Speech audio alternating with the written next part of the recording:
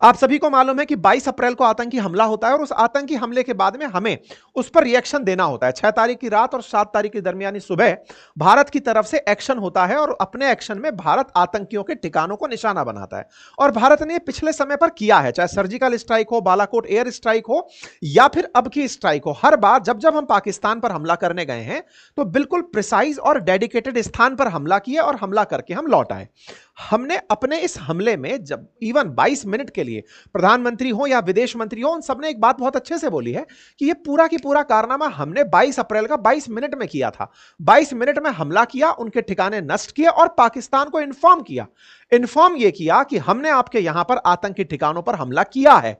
लेकिन यह non escalatory है। नॉन एस्केलेटरी का मतलब है हमने आपके सैन्य ठिकानों पर या नागरिक अड्डों पर हमला नहीं किया है, आतंकियों पर हमला किया है। यह नॉन एस्केलेटरी मतलब आप इसको यह उकसावे की कार्रवाई मत मानना कि आपको इसका प्रतिक्रिया देना जरूरी है। अगर आप यह स्वीकार लेते हैं कि हमने आपके आतंकी ठिकानों को निशाना बनाया और आप शांत रहते हैं तो मसला यहीं समाप्त माना जाएगा। अगर आप एस्केलेशन करते हैं, एस्केलेशन का मतलब है कि आप बदला लेने आते हैं, तो फिर हम भी चुप नहीं बैठेंगे। यह भारत ने 1:35 पर पाकिस्तान को हमला करके बता दिया। इस बात पर राहुल गांधी जी का तर्क सुनिए। वो कह रहे हैं कि 35 मिनट में ही पाकिस्तान के सामने सरेंडर कर दिया। यह क्या बयान है? 35 मिनट में पाकिस्तान के सामने सरेंडर कर दिया। हमला हम कर रहे हैं, हम ही सरेंडर कर रहे हैं। यह कौन सा देश आ गया भाई? हमने आज तक यह सुना था कि महात्मा गांधी जी कहते थे अगर कोई थप्पड़ मारे तो अपना दूसरा गाल आगे कर दो ताकि लगे कि आप अहिंसा के पुजारी हो। यहां तो हम हमला करके सामने वाले को इन्फॉर्म कर रहे हैं तो भी कह रहे हो कि आप सरेंडर कर रहे हो। कौन सा कंसेप्ट चल रहा है ये? ऐसे में आप कह रहे हैं कि आपके पास लड़ने की इच्छा शक्ति नहीं थी, सरकार ने पायलट्स के हाथ पांव बांध दिए। अरे भाई, आपने तय किया था कि 22 अप्रैल के बाद आतंकियों के ऊपर क्या कार्रवाई हुई। विपक्ष लगातार सरकार से यह सवाल पूछता आ रहा था कि बताइए आपने आतंकियों पर क्या कार्रवाई की। लगातार 22 तारीख के बाद से 7 तारीख के बीच में सत्ता पक्ष से लगातार सवाल क्या कर रही है भारत सरकार, अब तक आतंकी क्यों नहीं पकड़े गए, आतंकियों को किस तरह कौन पनाह दे रहा है। इवन हद तो यह हो गई, कांग्रेस काल के ही पूर्व वित्त मंत्री पी चिदंबरम ने आज से 2 दिन पहले बयान देते हुए यह कह दिया कि इसका प्रमाण क्या है कि आतंकी पाकिस्तान से आए थे।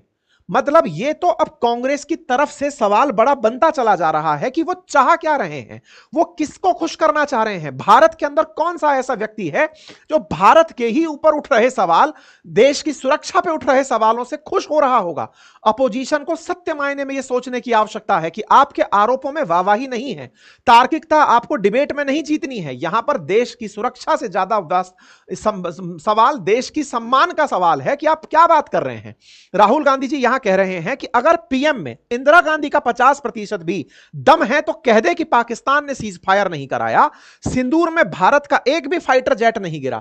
फाइटर जेट के मसले पर रक्षा मंत्री ने कल भी बयान में कहा था कि जब परीक्षाएं होती हैं पेंसिल टूटती हैं, हम नहीं बताना चाहते। इवन आज भी भारत के प्रधानमंत्री ने अपने बयान में कहा कि जब पाकिस्तान ने कहा कि हमने इनका यह एयरबेस गिराया है, मैं पहुंच गया वहां पर दिखाने के लिए कि लो दिखाओ क्या हुआ है। खैर, जो प्रश्न राहुल गांधी जी ने उठाए, जिस तरीके से उठाए, नरेंद्र सरेंडर करने की बात कही या 35 मिनट में आप डर गए इसलिए आपने चुप होने की बात कही, करेज की बात कही, प्रधानमंत्री ने वो करेज आज के सेशन में दिखा दिया। पहला करेज प्रधानमंत्री ने अपनी तरफ से यह कहा कि दुनिया के जितने भी देश हैं उनमें से भारत को अपनी सुरक्षा का अधिकार है, ऐसा किसी ने इनकार नहीं किया। 193 यूएन के अंदर देश हैं, उनमें से 3 देशों को छोड़ दिया जाए, पाकिस्तान, तुर्की और चाइना, उसके अलावा 190 देश भारत के साथ खड़े थे। जो यह कहता है कि भारत के साथ कौन आया, इसके रिवर्स में प्रधानमंत्री ने कहा कि किसी ने भी यह नहीं कहा कि भारत को अपनी सुरक्षा का हक नहीं है। प्रधानमंत्री ट्रंप का नाम लिए बगैर भी प्रधानमंत्री ने एक जो बयान दिया, वो बयान आज आप सबको सुनना चाहिए, क्योंकि असल मायने में राहुल गांधी जी के द्वारा उठाए गए प्रश्न का जवाब प्रधानमंत्री के अपने अंदाज में क्या है वो मैं आपके सामने प्ले कर रहा हूं, आप उसे सुनिएगा। अध्यक्ष जी, दुनिया के किसी भी नेता ने भारत के ऑपरेशन रोकने के लिए नहीं कहा।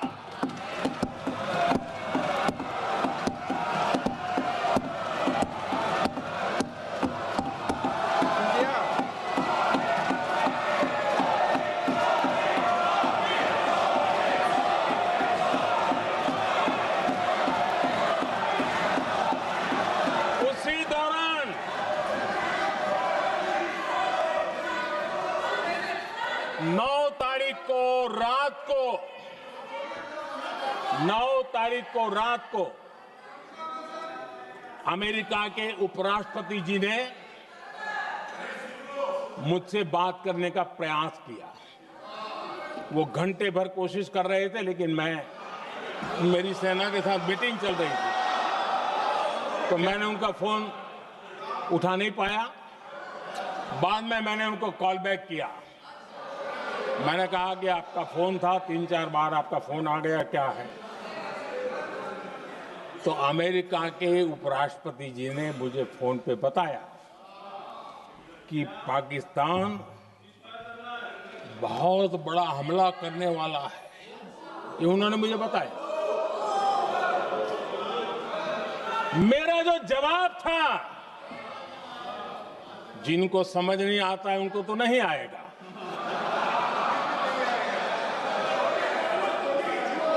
मेरा जवाब था, अगर पाकिस्तान का ये इरादा है तो उसे बहुत महंगा पड़ेगा।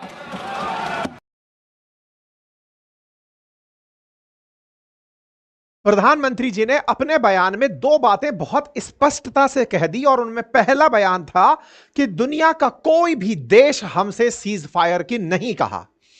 अर्थात सीधा सीधा जवाब डोनाल्ड ट्रंप को उठाकर भारत की संसद से, जहां पर कहने के लिए भारत के नेता शपथ खाते हैं कि वो यहां पर कुछ भी गलत नहीं कहेंगे।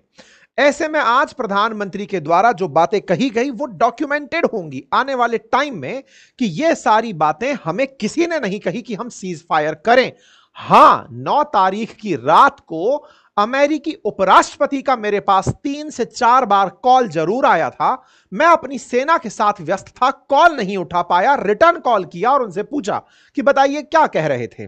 उन्होंने कहा कि देखिए, मुझे सूचना है कि पाकिस्तान आप पर बड़े हमले की तैयारी कर रहा है। ऐसे में प्रधानमंत्री ने कहा कि अगर वो गोली चलाएंगे तो जवाब गोले में मिलेगा, यह हमारा जवाब है। अर्थात भारत ने अमेरिकी उपराष्ट्रपति को यह बात क्लियर कर दी थी।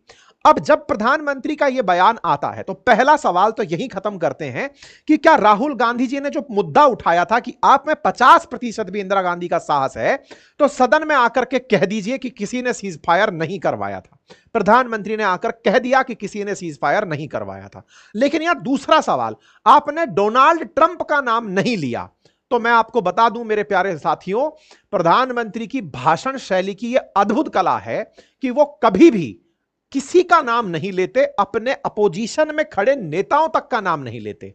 आज तक भी प्रधानमंत्री ने शायद ही कभी राहुल गांधी का नाम भी अपने मुंह से लिया हो। सत्ता पक्ष में होते हुए भी वो विपक्ष के नेता के नाम से उन्हें संबोधित कर देते हैं, शहजादा नाम से संबोधित कर देते हैं, या फिर जो मन में आए अन्य तरीके से उन्हें संबोधित कर देते हैं, लेकिन कभी उनका नाम लेकर उनके कीवर्ड को यूट्यूब को जगह नहीं देते कि आपको सर्च इंजन से कुछ फायदा मिल जाए। और तो और प्रधानमंत्री दिल्ली में लगातार चुनाव प्रचार में रहे, आज तक अरविंद केजरीवाल का नाम नहीं लिया।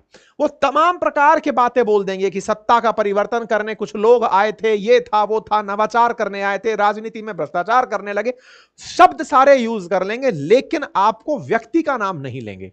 प्रधानमंत्री की भाषण शैली में वो नाम केवल उन नेताओं के ले रहे हैं जो पास्ट हो चुके हैं।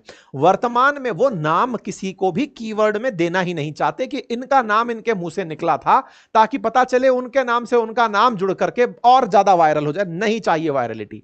भाई साहब, ये नेहरू जी का नाम ले लेते हैं, इंदिरा जी का नाम ले लेते हैं, पटेल साहब का नाम ले लेते हैं, लेकिन ये वर्तमान में किसी नेता का नाम अपने मुंह से नहीं लेते। संभवतः आप इस बात से एग्री भी कर जाएं। तो प्रधानमंत्री ने जब यह बयान दिया, इसका सीधा मायना है, जब वो बोल रहे हैं कि 3 देश, तो इसका मतलब सीधा संदेश है जो कि हमारे विदेश मंत्री बोल चुके हैं, रक्षा मंत्री बोल चुके हैं कि तुर्की, चीन और पाकिस्तान, इन 3 को छोड़कर 190 देशों ने भारत के रक्षा के अधिकार को गलत नहीं बताया। नंबर 1, यहां पर पहला स्टेटमेंट क्लियर कर दिया।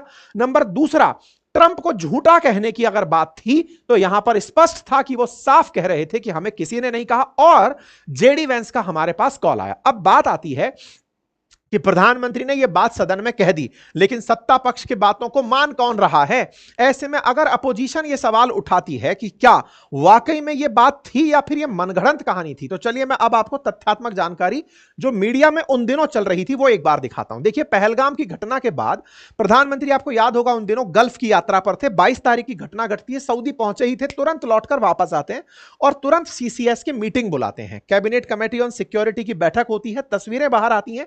22 अप्रैल के तुरंत बाद 23 अप्रैल की ये तस्वीरें होती हैं कि ये गलत हुआ है। एस जयशंकर साहब लगातार उस बीच में दुनिया भर के देशों को यह बताने में कामयाब होते हैं अपनी विदेश नीति के माध्यम से कि हम पर आतंकी हमला हुआ है और हमें आत्मरक्षा का अधिकार है। हमारी आत्मरक्षा आतंकियों ठिकानों को निशाना बनाकर ही पूरी होगी। यह बात हमने अमेरिका के विदेश मंत्री को भी साफ साफ सीधे शब्दों में कह दी। हमने अपनी तरफ से यह बात 7 तारीख को संदेश में प्रूव कर दी ऑपरेशन सिंदूर के माध्यम से कि दुनिया को पता होना चाहिए कि टेररिज्म पर हमारा जीरो टॉलरेंस है। ऑपरेशन सिंदूर करके हमने 7 तारीख को इसे शुरू कर दिया।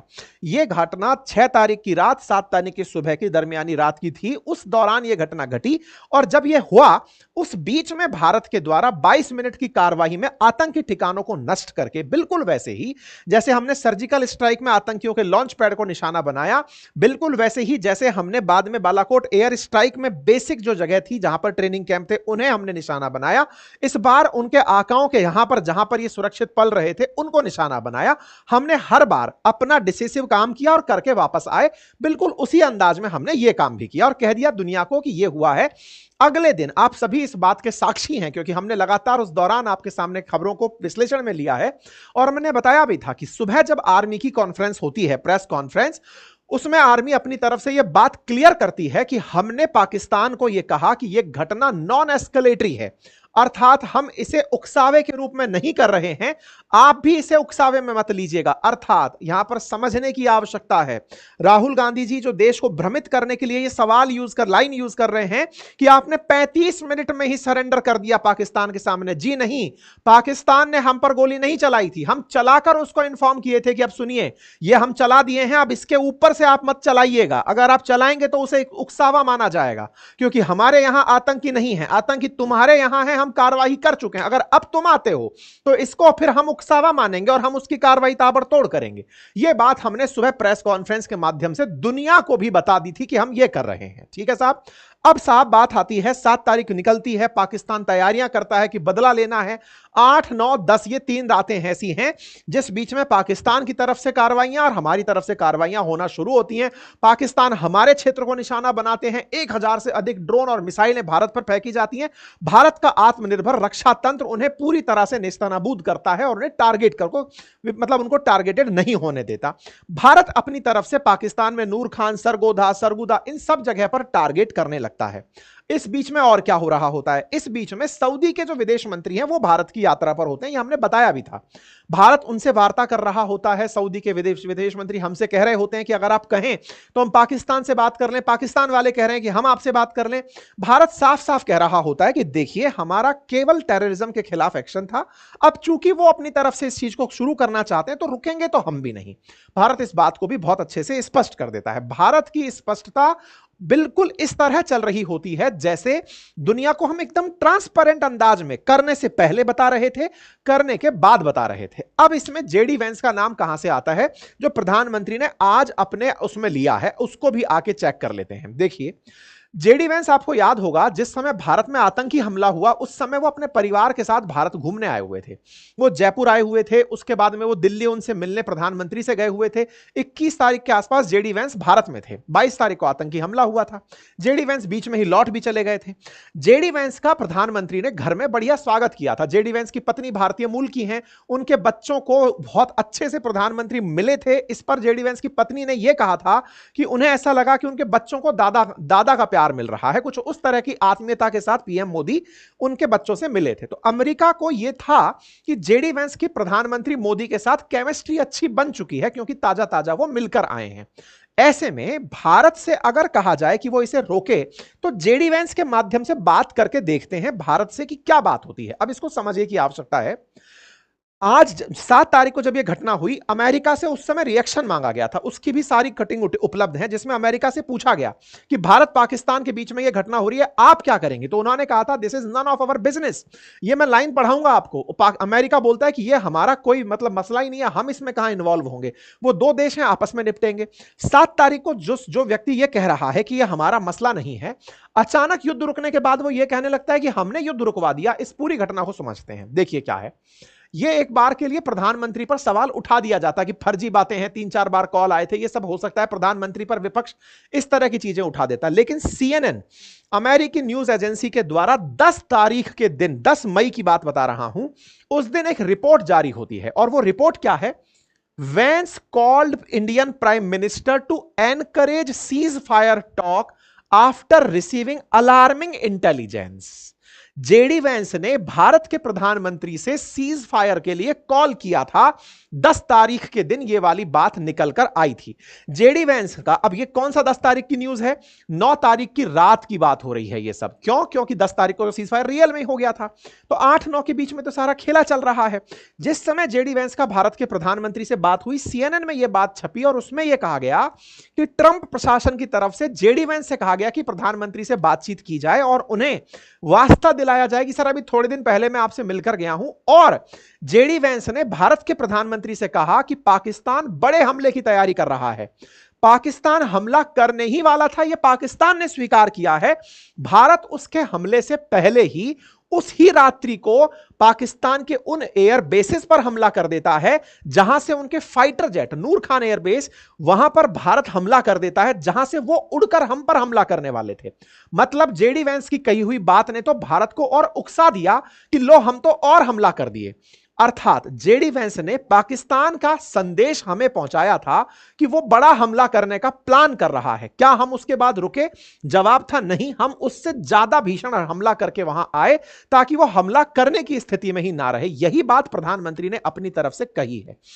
इसका मतलब यह हुआ कि यूएस के प्रेसिडेंट, वाइस प्रेसिडेंट की जो भारत यात्रा थी, उससे भारत के प्रधानमंत्री और उनके बीच में बने जो व्यवहार थे, उस बात का वास्ता देकर के ही उन्हें यह कहा गया था कि सर वो हमला करने का प्लान कर रहा है, आपका क्या स्टैंड है? तो भारत ने अपना स्टैंड क्लियर कर दिया था और कहा जब तक पाकिस्तान आगे से इस काम को नहीं रोकता, हम नहीं रुकने वाले। और यह दुनिया गवाह है कि पाकिस्तान के डीजीएमओ का कॉल भारत के डीजीएमओ के पास आया और हमसे कहा गया कि हम सीज फायर चाहते हैं। इसके बावजूद भी अगर विपक्ष सत्ता पक्ष से यह सवाल पूछता है कि प्रधानमंत्री ने सरेंडर कर दिया, यह देश के लिए स्वीकार्य नहीं होना चाहिए। भारत का प्रधानमंत्री किसी एक पार्टी का नहीं, पूरे देश का प्रधानमंत्री है। हमारा पूरा देश अगर राष्ट्रीय सुरक्षा के नाम पर यह बात सुन रहा है कि हां भाई आपने सरेंडर कर दिया, यह कतई बर्दाश्त से परे है। राजनीति अपने स्थान पर है, राजनीति में बहुत से मुद्दे हो सकते हैं, लेकिन देश के प्रधानमंत्री को आप खुद के निहित स्वार्थ के लिए कि आपकी इज्जत इससे बढ़ेगी कि देखिए आप कितना अच्छा पॉइंट ढूंढ कर ले आए हैं, यह सस्ती लोकप्रियता है, इससे कोई फायदा नहीं हो सकता। ऐसे में प्रधानमंत्री के द्वारा अगर यह बात की गई है कि हां साहब हमने उनके सीज फायर कहने पर सीज फायर किया, डीजीएमओ का ऑफिशियल कॉल आया और हमने यह किया, तो यह अल्टीमेटली भारत को स्ट्रेंथ देता है कि हम पाकिस्तान के कहने पर सीज फायर किए। यही कारण है कि सदन में आज प्रधानमंत्री बोलते हैं कि no world leader told India to stop the war. यह ही हेडलाइन आज की हेडलाइन है साथियों। भारत के प्रधानमंत्री को किसी ने नहीं कहा कि आप युद्ध रोकिए, यह हमारा स्वविवेक था, स्वविवेक से लिया गया निर्णय था। यही कारण है कि मोदी सरकार हर मंच पर यूएस के रोल को इग्नोर करती आई है। अब असल में चूने अमेरिका के क्या काटते हैं वो भी आप जान लीजिए, क्योंकि ट्रंप को लगता है कि जो जेडी वैंस का कॉल हुआ उसके तुरंत बाद अगले दिन दोनों का सीज फायर हो गया। तो भाई सीज फायर की शर्तों में पाकिस्तान ने कॉल किया था, हम तो नॉन एस्केलेटरी ही कर रहे थे, नॉन एस्केलेटरी हम डे 1 से बोलकर चल रहे थे। वो चुप होगा, हम अपने आप चुप हो जाएंगे, वो बंद हुआ, हम सीज फायर को तैयार हो गए। पाकिस्तान अमेरिका के कहने पर चुप हुआ, तो ये पाकिस्तान का कॉल है, भारत का नहीं। पाकिस्तान अमेरिका के कहने पर रुका, तो ये पाकिस्तान की बात अमेरिका की बात पाकिस्तान ने मानी, हमने नहीं। हमें कोई ट्रेड डील का लालच नहीं दिया गया था। इस व्यक्ति के अंदर इस समय जो पागलपन सवार है वो इस बात का कि दुनिया इसे पीस प्रेसिडेंट माने, शांति स्थापित करने वाला, शांति का मैसेंजर माने। हो सकता है थोड़े दिन बाद ये अपने आप को कोई धार्मिक पद भी दे ले। कुछ दिनों पहले हुआ भी था, इन्होंने पोप का रूप धारण कर लिया था अपने सोशल मीडिया अकाउंट पर कि मैं ही हूं शांति का मैसेंजर। ऐसे में इनके अंदर ये चीज कि इनको लोग जान रहे हैं कि हां भाई इसकी मजाक बन रही है, तो चलो मजाक को ही सीरियस कर लेते हैं कि हां भाई मैं ही हूं शांति का स्थापना करने वाला। ऐसे में ये 6 युद्ध का क्रेडिट अब खुद से लेने लगा है। हालांकि जिसके लिए चुनाव लड़ा था रशिया यूक्रेन, उसमें इनसे बाल भी नहीं हिला है, लेकिन फिर भी चलिए अंगूर खट्टे ही सही, लेकिन हां अगर दुनिया में कहीं शांति आती है और ये जनाब उसका क्रेडिट खाने निकलते हैं तो लोग बेहतर तरीके से समझते हैं। लेकिन भारतीय होने के नाते हमें यह समझना होगा कि इनके प्रयासों से हम देशवासियों के बीच में कोई भी रिफ्ट पैदा ना हो, यह हमारी पहली प्राथमिकता होनी चाहिए। ठीक है, तो अमेरिका को आज भारत के सदन की तरफ से जो जवाब दिया गया वो मानने योग्य है, और यह इसलिए भी क्योंकि अमेरिका में जब ट्रंप का शासन था उस समय जो उनके एनएसए हुआ करते थे, उन्होंने खुद ऑन रिकॉर्ड यह कहा है कि ट्रंप की आदत है कि वो क्रेडिट हर चीज का लेना चाहते हैं। यह ऑन कैमरा इंटरव्यू उपलब्ध है, तो उसी के तहत वो ये सारे काम करते जा रहे हैं। हालांकि प्रधानमंत्री ने बहुत से मुद्दों पर और भी बातें कही, राहुल गांधी जी को संभवतः जवाब दे ही दिया गया होगा। इसके अलावा प्रधानमंत्री ने अपनी तरफ से जब जवाब देते समय अपोजिशन हंगामे कर रही थी, प्रधानमंत्री पानी पी रहे थे, उस पर अपोजिशन की तरफ से या फिर जो लोग प्रधानमंत्री के खिलाफ होना चाहते थे कि हां भाई देखो झूठ बोलने के लिए पानी पीने की जरूरत है, ऐसा नहीं है, आपको भी अगर लगता है पानी पीना चाहिए, स्वास्थ्य के लिए अच्छा ही रहता है। खैर ये उसको इस तरह से जोड़ा गया, प्रधानमंत्री दोस्ती याद रहे वो इंटरव्यू है उससे जोड़ करके लोग निकालने लगे। खैर चलिए, सत्ता पक्ष अगर व्यक्तिगत आरोपों पर आ जाती है, व्यक्तिगत आरोप प्रत्यारोप ना तो सत्ता विपक्ष पर करे ना विपक्ष सत्ता पक्ष पर करे, नीतियों का विरोध हो तो फिर राजनीति खूबसूरत होती है। खैर कोई बात नहीं, लेकिन देश को आज जवाब यहां से बेहतर मिला। इसके साथ साथ प्रधानमंत्री ने अपनी तरफ से यह बात मेंशन करी कि ऑपरेशन महादेव के अंदर उन 3 आतंकियों को मारा गया। यह कोइंसिडेंस ही था कि यह सावन का सोमवार था जिस वजह से ऐसा हुआ, लेकिन लोग यहां तक भी कहते हुए सुने गए कि एक तरफ ऑपरेशन सिंदूर पर सदन में चर्चा होनी थी और उधर आतंकियों को मार दिया। प्रधानमंत्री ने कहा अब इसका भी आप हमें ही ठीकरा फोड़ दीजिए कि हम आज के लिए इनको बचा के रख रहे थे। भाई जैसे कार्रवाइयां हो रही थी वैसे कार्रवाई हुई और इनके ऊपर। खैर चलिए, इसके अलावा भी प्रधानमंत्री ने बहुत से मुद्दों पर अपनी बातें रखी। सेशन लंबा हो जाएगा तो मैं उन चीजों को लेकर आऊंगा जिसमें सिंधु पर चर्चा जो है प्रधानमंत्री ने जो हिंट दिए उस पर हम चर्चा करेंगे। इसके अलावा उस कालखंड की चर्चा करेंगे जब भारत के द्वारा कांग्रेस के कालखंड में पाकिस्तान को या फिर चाइना को अपनी जगह दे दी गई थी। कौन कौन सी ऐसी जगह थी जिनके बारे में प्रधानमंत्री ने जिक्र किया, उनका विस्तृत विश्लेषण करेंगे। आज की लोकसभा की कार्रवाई स्थगित हो गई तो इसके साथ साथ अपन भी बात को स्थगित करते हैं। राहुल गांधी जी इसके बाद भी ये कहते हुए पाए गए कि आपने चाइना का नाम नहीं लिया, आपने डोनाल्ड ट्रंप का नाम नहीं लिया। राहुल गांधी जी, प्रधानमंत्री की यह भाषण शैली है, आप इनका ऑब्जर्वेशन निकालिए, आप समझ पाएंगे कि वो नाम लेते भी नहीं हैं। तो आप भी छोड़ दीजिए, क्योंकि प्रधानमंत्री उनका नाम नहीं लेते हैं, किसी का नाम नहीं लेते हैं, वो आप ही का नहीं लेते हैं, तो कैसे बात मानिएगा।